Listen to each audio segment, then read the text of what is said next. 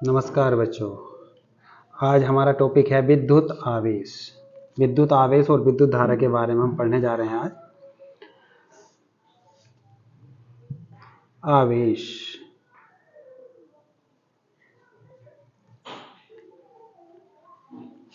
सबसे पहले तो यही हम लोगों को पता करना है कि आवेश आया कहाँ से, ये अवधारणा कहाँ। तो विद्युत आवेश, ये विद्युत आवेश अवधारणा कहाँ से आई? तो सर्वप्रथम देखा गया कि अगर कुछ वस्तुओं को आपस में रगड़ा जाए तो वो छोटे छोटे कणों को अपनी ओर आकर्षित करती हैं। जैसे इनमें से प्रयोग में किया गया कि बिल्ली की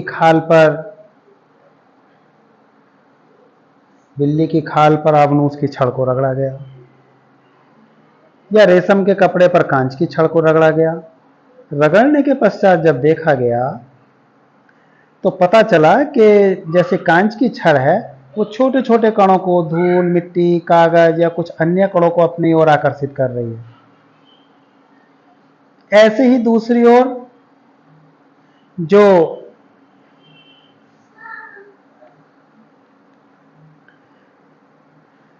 रेशम का कपड़ा था वो वस्तुओं को प्रतिकर्षित कर रहा था। तो ये समझा गया कि ये वस्तुओं में कुछ स्थिर कुछ गुण है। इसी गुण को बाद में नाम दिया गया आवेश या विद्युत आवेश। वास्तव में आवेश आया कहां से?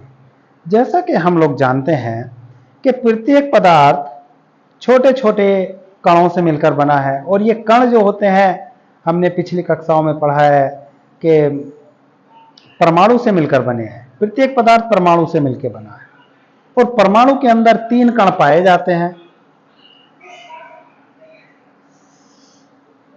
जो 3 मूल कण हैं, इलेक्ट्रॉन, प्रोटॉन और न्यूट्रॉन। इनमें से जो न्यूट्रॉन और प्रोटॉन होता है वो तो नाभिक के अंदर स्थिर होता है, लेकिन जो इलेक्ट्रॉन माना गया है जो नाभिक के बाहर होता है वो जो ऊर्जा पाकर मूव भी करता है, ऊर्जा पाकर इधर उधर गति कर सकता है।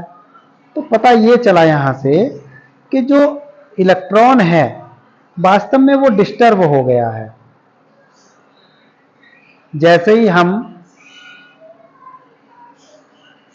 आबनूस की छड़ को रगड़ते हैं बिल्ली की खाल पर, या कांच की छड़ को रेशम पर रगड़ते हैं, तो ये होता है कि इन पदार्थों के अंदर जो इलेक्ट्रॉन है वो डिस्टर्ब हो जाते हैं, क्योंकि रगड़ने से उनमें ऊर्जा चली जाती है, घर्षण बल के कारण ऊर्जा चली जाती है, और ऊर्जा जाने से इलेक्ट्रॉन डिस्टर्ब हो जाते हैं। या ऐसा कह सकते हैं कि 2 पदार्थों को रगड़ने पर एक दूसरे पर इलेक्ट्रॉन ट्रांसफर भी हो जाते हैं। एक पदार्थ पर इलेक्ट्रॉन घट जाते हैं और वहीं दूसरे पदार्थ पर इलेक्ट्रॉनों की संख्या बढ़ जाती है, जिससे एक पदार्थ पे इलेक्ट्रॉनों की कमी हो जाती है और वह धनावेशित हो जाता है। वहीं दूसरा पदार्थ जिस पर इलेक्ट्रॉनों की अधिकता हो जाती है वो ऋणावेशित हो जाता है, धनावेश आ जाता है, और जिस पर कमी हो जाती है उस पर ऋणावेश आ जाता है। तो हम लोग यहां यही अवधारणा देखने जा रहे हैं। ऐसे ही अन्य जो वस्तुएं हैं, जो अचालक वस्तुएं हैं, इसमें प्लास्टिक भी ली जा सकती है, कपड़ा भी लिया जा सकता है। अगर आप लोग जो सर में बालों को बनाने के लिए कंघी का इस्तेमाल करते हैं, उसी कंघी को अगर हम रगड़ें, सर में बालों से रगड़ें, तो वो भी आवेशित हो जाएगी। या लिखने वाला पेन जो प्लास्टिक का होता है उसको बालों में थोड़े समय के लिए रगड़ें और तब इसका अनुभव करें तो पता चलेगा कि आवेश आ जाएगा, आवेश उत्पन्न हो जाएगा। पदार्थों में ये जो गुण आ जाता है कि छोटे छोटे कणों वस्तु को अपनी ओर आकर्षित करने का या अपने से दूर करने का, ये ही गुण कहलाता है आवेश। क्योंकि ये घर्षण से उत्पन्न हुआ है इसलिए इसे घर्षण आवेश, और जो विद्युत बनेगी उसको घर्षण विद्युत कहते हैं। यह आवेश जो होता है दोनों पदार्थों के ऊपर स्थिर हो जाता है, इसलिए यहां पर हम विद्युत धारा की दो भाग पढ़ते हैं, एक स्थिति वैद्युति और एक गति वैद्युति। स्थिति में आवेश स्थिर होता है तो स्थिर आवेश के बारे में बातें की जाती हैं, और गति विद्युति में जब आवेश गति करता है और धारा उत्पन्न होती है उसके बारे में अध्ययन किया जाता है। तो स्थिर वैद्युति और गति वैद्युति दो शाखाएं यहां से बन जाती हैं। आइए आवेश के बारे में और जानकारियां प्राप्त करते हैं हम।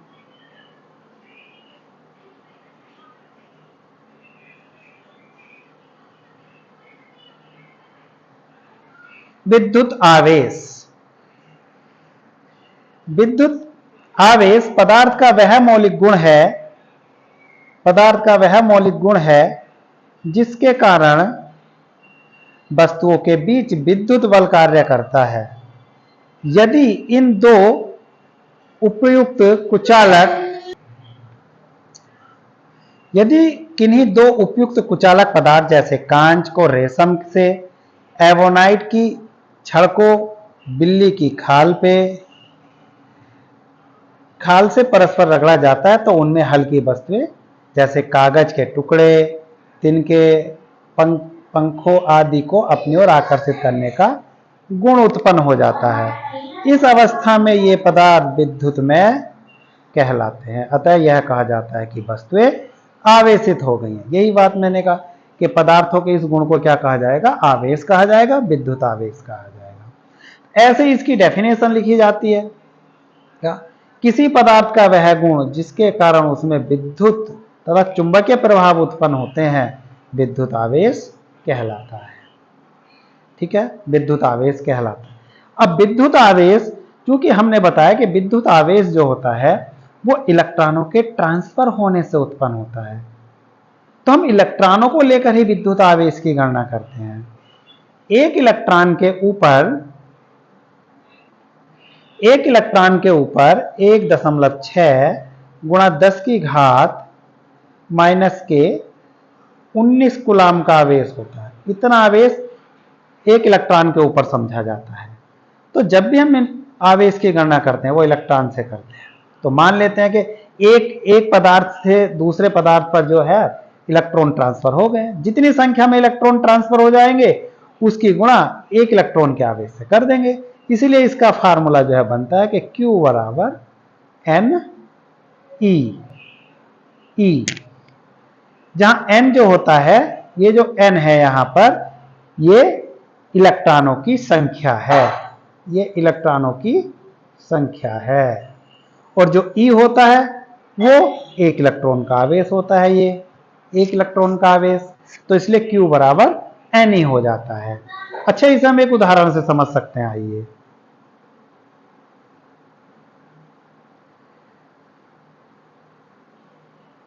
जैसे मान लीजिए 11 Na सोडियम है। जब सोडियम अपना एक इलेक्ट्रॉन त्याग देता है तो इसके ऊपर जो आवेश आ जाता है इस तरह से लिखा जाता है, सोडियम प्लस और प्लस E, यानी कि एक इलेक्ट्रॉन इसके अंदर से निकल गया है। तो इसके ऊपर जो आवेश आया है वो प्लस का आवेश आया है, क्योंकि इसने एक इलेक्ट्रॉन का दान किया है, एक इलेक्ट्रॉन को त्याग दिया है। तो एक इलेक्ट्रॉन को त्यागने के कारण इसके ऊपर प्लस का आवेश आ गया। लेकिन कितनी मात्रा में आ गया, अगर हम ये पता लगाना चाहें तो हमें पता है इसके ऊपर एक चिन्ह लगाया, तो ये चिन्ह के द्वारा प्रदर्शित किया जाता है कि किसी परमाणु ने कितने इलेक्ट्रॉन त्यागे हैं। तो सोडियम के परमाणु ने एक इलेक्ट्रॉन त्यागा है। तो हमें इसी फार्मूले से हम निकालेंगे कि Q मतलब पूरा आवेश, कुल आवेश कितना होगा सोडियम के ऊपर। तो Q बराबर N गुणा E, अर्थात इलेक्ट्रॉनों की संख्या। तो एक इलेक्ट्रॉन की संख्या ही ट्रांसफर हुई है, एक इलेक्ट्रॉन ट्रांसफर हुआ है, इसलिए N का वैल्यू हो जाएगा यहां 1। और E का मान हम लोग जानते हैं 1.6 गुणा 10 की घात -19। ये आपको याद रखना पड़ेगा, इसके बिना क्वेश्चन नहीं हो पाएंगे, क्योंकि आंकिक क्वेश्चन ही मैक्सिमम पूछता है एग्जाम में। तो यहां पर आ जाएगा 1 से मल्टीप्लाई होकर 1.6 गुणा 10 की घात -19। एक इलेक्ट्रॉन के ट्रांसफर होने से इतना जो है वहां पर आवेश आ जाएगा। ये N जो है केवल n से ही हम पता करेंगे, क्योंकि n जो है यहां इलेक्ट्रॉनों की संख्या है, n इलेक्ट्रॉनों की संख्या है, अर्थात n का मान जैसे जैसे बढ़ेगा वैसे वैसे आवेश बढ़ता चला जाएगा। तो हम यहाँ क्या करेंगे, n बराबर यहाँ लिख सकते हैं 1 2 3, जितने भी इलेक्ट्रॉन यहाँ ट्रांसफर होते हैं उतना ही आवेश आ जाएगा। अच्छा, जो आवेश है उसको Q से लिखा जाता है और इसका जो SI मात्रक है वो होता है कूलाम। क्या होता है? कूलाम।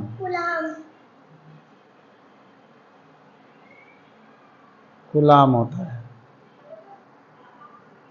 SI मात्रक कूलाम होता है।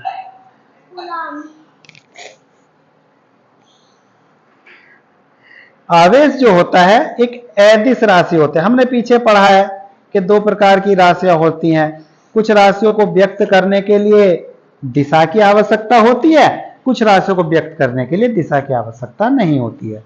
तो कूलाम एक आवेश है, केवल मात्रा दिखाता है, ये दिशा की आवश्यकता नहीं है कि भाई पूर्व की दिशा में कितना होगा, पश्चिम की दिशा में कितना होगा, या ऊपर की ओर कितना होगा, नीचे की ओर कितना होगा, ऐसा कुछ आवश्यकता नहीं है।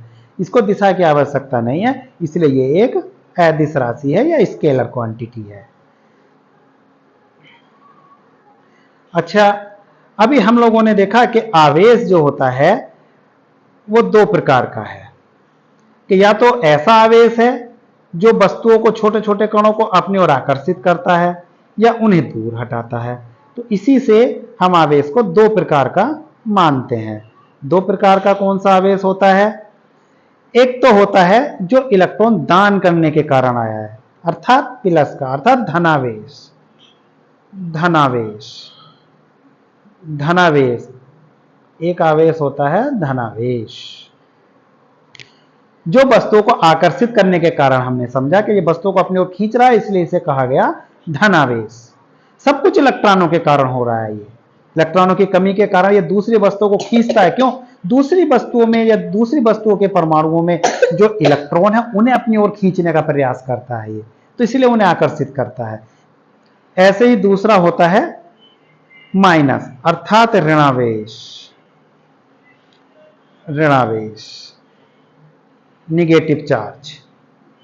तो जिस पर इलेक्ट्रॉन की अधिकता हो जाती है उस पर ऋणावेश उपस्थित हो जाता है। तो ऐसे आवेश को नाम दिया गया ऋणावेश, अर्थात इस पे इलेक्ट्रॉनों की अधिकता हो गई है।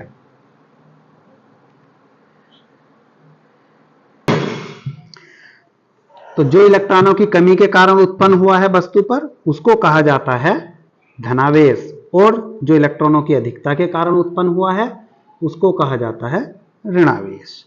धनावेश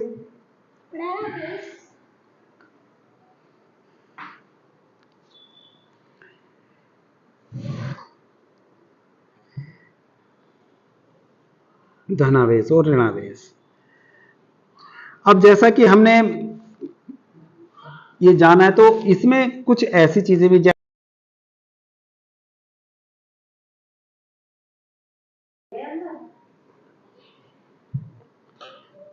अगर हम लोहे की छड़ को सिल्की के कपड़े पर रगड़ें तो लोहे की छड़ धनावेशित हो जाएगी और सिल्क का कपड़ा जो है वो ऋणावेशित हो जाएगा।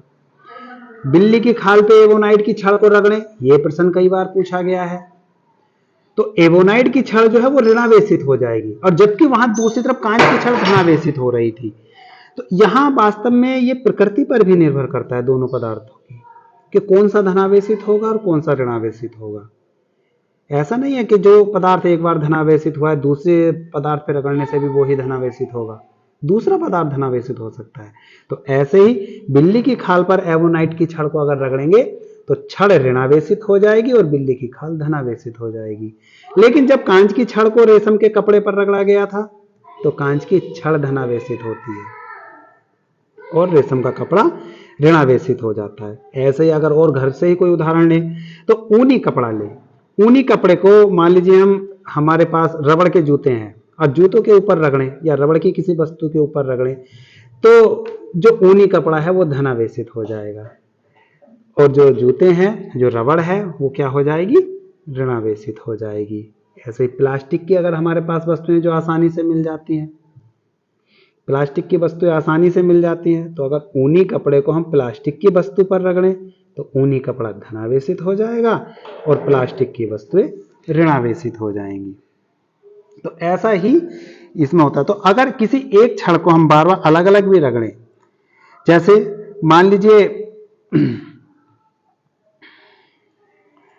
जैसे एक कांच की छड़ ले लें, हम 2 कांच की छड़ ले रहे हैं और 2 हमने रेशम के कपड़े ले लिए। पहली कांच की छड़ को रेशम के कपड़े पर रगड़ा और अलग एक पतले से धागे में बांधकर अगर हम टांग दें, ऐसे ही अगर दूसरी कांच की छड़ को दूसरे रेशम के कपड़े पर रगड़ें और उसको भी टांग दें पहली वाली छड़ के समीप एक पतले से धागे से, तो वो अगर वे दोनों छड़ें समीप समीप रखी गई हैं तो उन दोनों छड़ों में प्रतिकर्षण उत्पन्न हो जाएगा।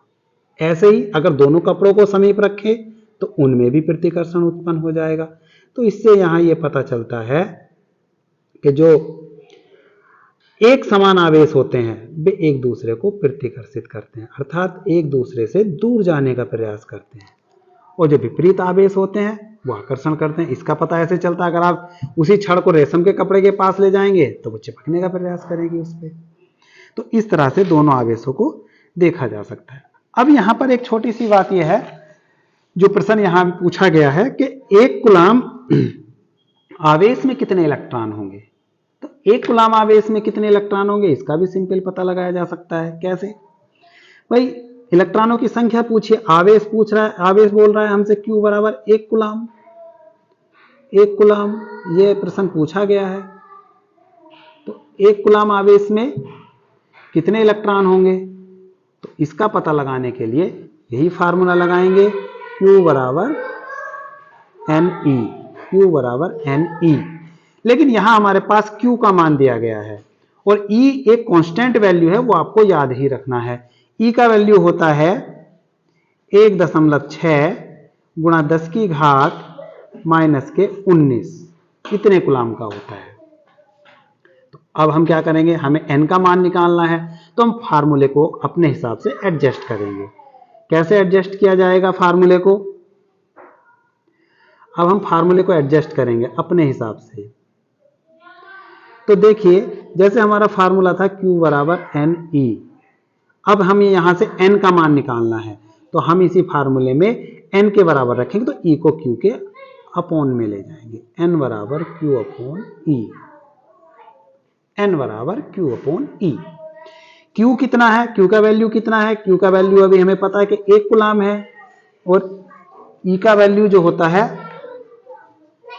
वो 1.6 गुणा 10 की घात माइनस के 19 इतने कूलाम का होता है। अब इसे अगर भाग देना चाहें तो हमें घातें ऊपर ले जानी पड़ेंगी। यहां ये बात आपको याद रखनी कि घातें जब नीचे लाए जाएं या ऊपर ले जाए जाएं उनका चिन्ह बदल जाता है। तो यहां पर यह हो जाएगा 1 गुणा 10 की घात माइनस के 19 था, तो यह हो जाएगा प्लस के 19 और बटे में हो जाएगा 1.6। अब ये दशमलव हटाएंगे हम, यहां से दशमलव को अगर हटा रहे हैं तो ऊपर एक जीरो बढ़ जाएगा, यहां पर ऊपर एक जीरो बढ़ जाएगा। अब 10 को 16 से काटेंगे तो नहीं कटेगा, तो मान लीजिए हम किससे काट रहे हैं, फिर 100 को काट लीजिए, एक दशमलव शुरू में ही लगा दीजिए और काटिए। अब तो 16 छंग 96, 4 बचेगा, 16 दूनी 32 और 16 पंजे 80, 0.625 गुणा 10 की घात प्लस के 19, प्लस के 19 का मतलब है 625 और इसके ये जो है 19 जीरो लगाए जाएंगे। अर्थात इसे अगर स्टैंडर्ड फॉर्म में लिख लें, वैज्ञानिक संकेतांक में लिखें तो 6.2 एक मिनट 6.25 गुणा 10 की घात कितना आ जाएगा, यहां एक जो है हमें यहां पर एक घात कम कर देनी है क्योंकि हम दशमलव को दाएं तरफ ले जा रहे हैं, तो इसलिए घात हो जाएंगी 18। इस तरह से एक कूलाम में इलेक्ट्रॉनों की संख्या जो होगी वो 6.25 गुणा 10 की घात 18 होती है। कई बार ये प्रश्न पूछा गया है एग्जाम में। चलिए अब आगे की ओर बढ़ते हैं।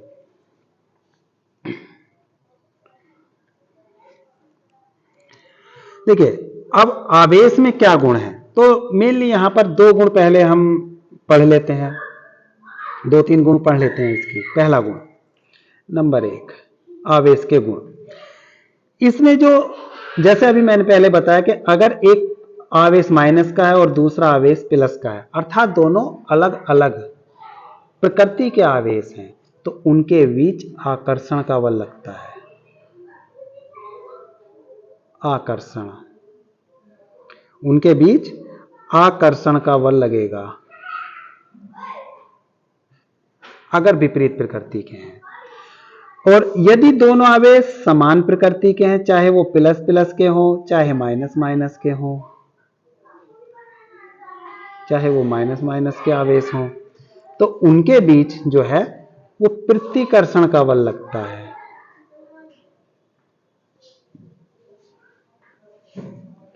उनके बीच प्रतिकर्षण का बल लगता है।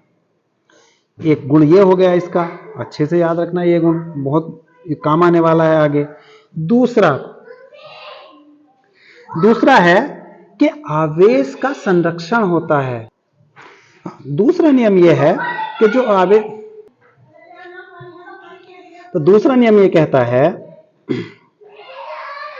कि जो आवेश है वो संरक्षित रहता है। अर्थात अगर हम दो पदार्थों को आपस में रगड़ते हैं तो पहले पदार्थ से आवेश दूसरे पे ट्रांसफर हो जाएगा, या हो सकता है दूसरे से पहले पे हो जाए, लेकिन जो आवेश पहले पे था वही तो दूसरे पे गया है।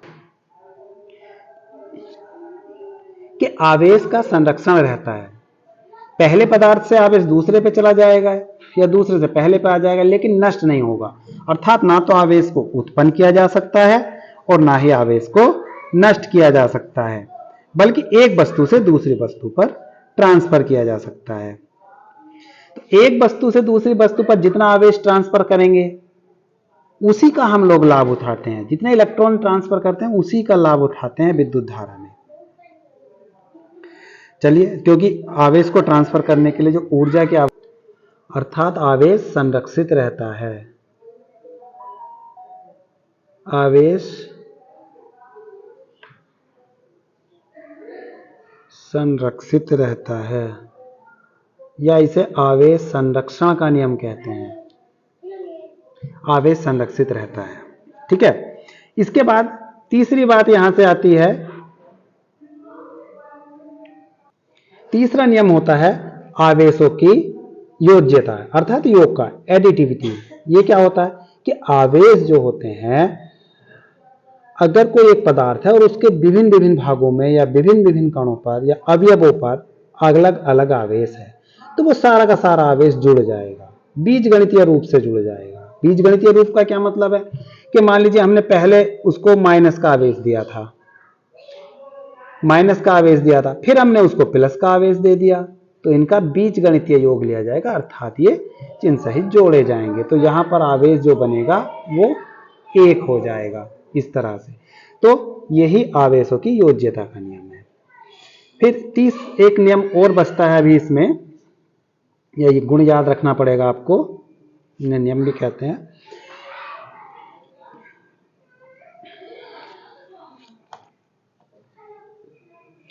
कि जो आवेश है वो एक निश्चित न्यूनतम मान के रूप में रहता है, अर्थात इसे कहते हैं आवेश का क्वांटीकरण होता है। क्वांटीकरण होता है आवेश का। क्वांटीकरण मतलब कि मान लीजिए जैसे छोटे छोटे कण हैं, एक कण पर जितना निश्चित मात्रा में आवेश है, जब बंडल बोलते हैं, जैसे कि एक बंडल में आवेश की निश्चित मात्रा है, जैसे हम कोई बंडल ले लें और उस बंडल में पदार्थों की निश्चित मात्रा भरते हैं, पैकेट लेते हैं छोटे छोटे, कहते हैं 1 किलो का पैकेट है, 2 किलो का पैकेट है, उसी प्रकार आवेश की भी मात्रा होती है कि या तो 1 यूनिट आवेश होगा या 2 यूनिट होगा, 3 यूनिट होगा। और 1 इलेक्ट्रॉन का आवेश पता ही है आपको कि 1.6 की घात -19 होता है, तो ये यूनिट के रूप में रहता है आवेश। लेकिन फिर भी बाद में कुछ ऐसे कणों की भी खोज हुई थी 1964 में, जिन पर आवेश जो है वो यूनिट के रूप में नहीं था। इन कणों को क्वार्क कहा जाता था, क्वार्क। इन कणों को क्वार्क कहा। ठीक है, ये वीडियो आज यहीं समाप्त करते हैं। दूसरी वीडियो में इसके पश्चात हम विद्युत धारा पढ़ेंगे और आवेश से संबंधित पहले 2 या 3 क्वेश्चन करेंगे। उसके बाद अगले वीडियो शुरू करेंगे। Okay, bye.